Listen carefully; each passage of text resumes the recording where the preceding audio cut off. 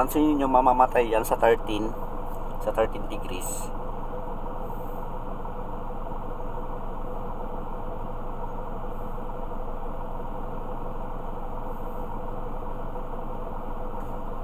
Mamamatay yung yung red na yon.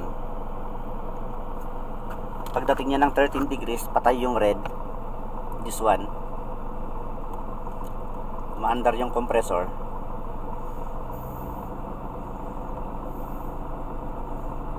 Ayun, patay yung compressor, nag-shutdown. Ayun, naglagay ako ng 10 counts bago siya aandar ulit. 8, 9.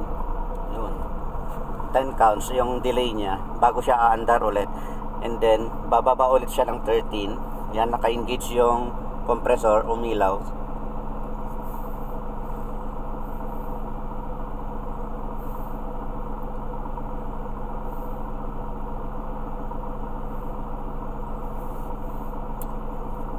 Pagdating ng 13 degrees, patay. Aandar siya ng 13.9 or 13.9 kasi naglagay ako ng 10 counts. Ayun, umandar. That's it mga kaiyon. Okay na yung linagay nating digital temperature controller natin.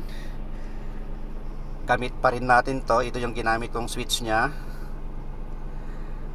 Ito pa rin, dati pa rin yung function, kung anong function nito, ganun pa rin.